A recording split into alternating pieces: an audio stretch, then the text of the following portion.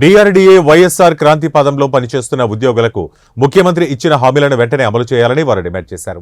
కర్నూలులో గ్రామీణ పేదరిక నిర్మూలన సంస్థలో పనిచేస్తున్న తమను ముఖ్యమంత్రి జగన్మోహన్ రెడ్డి రెగ్యులర్ చేస్తామని చెప్పి 4.5 సంవత్సరాలైనా ఇంతవరకు ఇచ్చిన హామీ నెరవేర్చినందుకు సమ్మెలోకి వెళ్తున్నట్లు జేఏసీ నాయకులు తెలిపారు. 23 సంవత్సరాల నుంచి పనిచేస్తున్న తనను రెగ్యులర్ చేయలేదని వారు ఆవేదన వ్యక్తం చేశారు.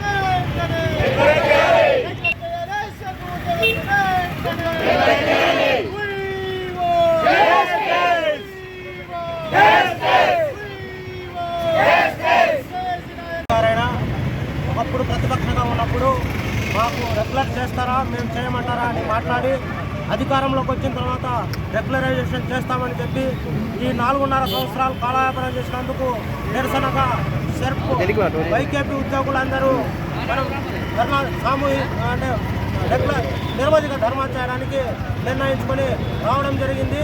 మా ప్రధాన డిమాండ్ రెగ్యులరైజేషన్ చేసేంత వరకు మేము సమ్మెను కొనసాగిస్తామని తెలియజేస్తున్నాం.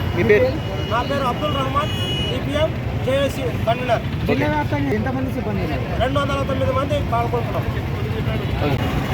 ఈ పేదరిక నిర్మూలన సంస్థలో శిల్పలో మేము గత 23 సంవత్సరాల నుంచి మేము పనిచేస్తున్నాం. మేము గత 23 సంవత్సరాలు పనిచేస్తున్న మా కుటుంబానికి కానీ లేకుంటే మా ఉద్యోగానికి ఎటువంటి భద్రత లేదు. కాబట్టి ఈరోజు మాకు భద్రత కల్పించాలని మా ఉద్యోగులందరినీ కూడా రెగ్యులరైజ్ చేయాలని చెప్పి ఈరోజు మేమందరం కూడా నిర్వధిగా సమ్మెలో పాల్గొంటున్నాం. నా పేరు రాఘవేంద్ర, జేఏసీ కన్వీనర్.